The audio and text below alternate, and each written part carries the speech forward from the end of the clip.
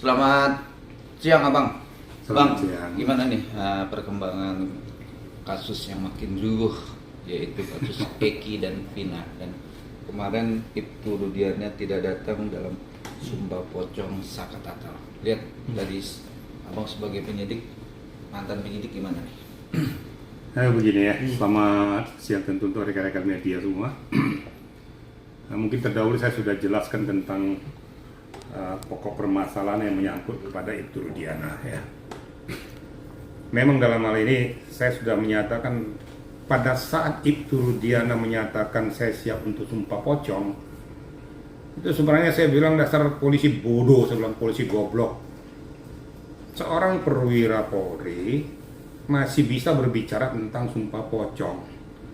Emang ada diatur di dalam ketentuan peraturan perundang-undangan ataupun diatur di dalam institusi Polri? Kan nggak ada. Dia disumpah jadi polisi juga berdasarkan ketuhanan yang Maha Esa. Jadi tidak ada relevansinya pada sumpah pocong. Nah sekarang kita sebagai umat yang beragama, ya, agama manapun tuh, bahwa kita berpaku kepada kekuatan daripada yang Maha Kuasa.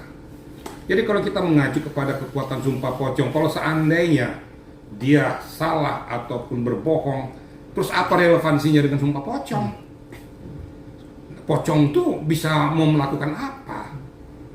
Ini kan jadi akhirnya jadi nggak jelas, bias, dan digoreng orang lagi.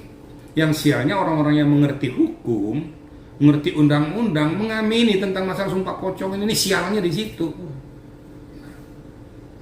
Akibatnya terjadilah seperti ini kayak rame. Nanti besok-besok nanti ada sumpah genderuwo, ada sumpah tuyul. Karena ini permainan orang. Di agama manapun ini karena musyrik ini. Ya bener. Oke, bicara musyrik Bang, tapi kan ini mencari kebenaran untuk diri sendiri bahwa anaknya benar-benar meninggal Bang. Masyarakat kan menilai atau praktisi itu melarinya ke situ. Tapi kan Sakatata memberanikan untuk sumpah pocong itu karena dia benar tidak ada di posisi apa yang dibilangkan dengan perkara kasus Vina ini Bang. Gitu. Apakah harus dengan sumpah pocong? Kan ada nanti di pengadilan sumpah, ya. Sumpah di hadapan hakim yang menyatakan bahwa sumpah itu akan ditanyakan berdasarkan agama dan kepercayaan masing-masing. Hanya satu sumpah, gitu loh. Ya. Kepada yang beragama Muslim akan dikatakan, ya, apakah saudara bersedia disumpah berdasarkan agama Islam? Bersedia. Paling disebutkan itu demi Allah saya bersumpah. Ingat loh ya.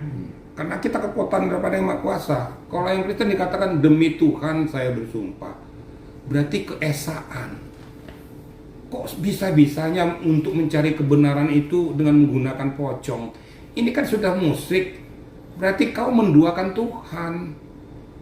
Menduakan Tuhan namanya itu. Loh, emang ada kekuatan apa dari pocong itu ke sumpah di depan pocong itu? Karena berasa bahwa saya tidak melakukan perbuatan itu kan sudah nggak kena. Gitu loh. Makanya mari kita kembali ke alurnya. Kalau kita umat yang beriman, ya, umat yang takwa kepada yang Maha Kuasa, berpakulah kepada yang Maha Kuasa. Kalaupun mau disumpah berdasarkan Al-Quran, itu kepada yang Maha Kuasa, berdasarkan Alkitab kepada yang Maha Kuasa. Dan nanti ada saatnya itu disumpah. Ya menurut hemat saya ini sudah blunder, ya. Ini akibat daripada perbuatan Ibtu Rudiana, terpancing, tergiring dengan orang lain. Dia mungkin merasa karena memang betul anak saya sudah meninggal, tapi bukan harus dengan sumpah pocong itu. Nanti kau buktikan aja di pengadilan, ya, disumpah oleh hakim, kau buktikan bahwa betul itu anak saya. Kira-kira begitu, ya.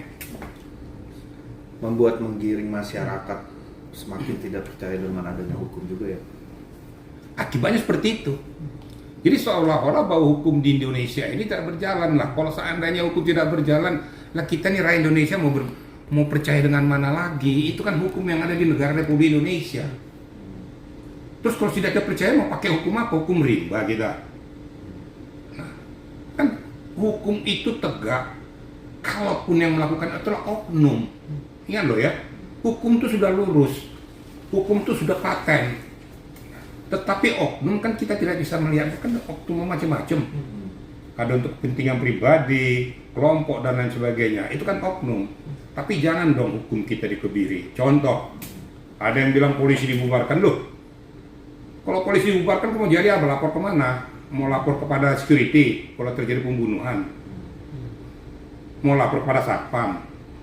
Ini akibatnya pemikiran-pemikiran yang akhirnya ortodok yang muncul. Lah kalau memang oknum melakukan itu di mana-mana oknum, bukan hanya di Polri aja, di instansi manapun ada aja oknum-oknum yang menyalahgunakan kewenangannya.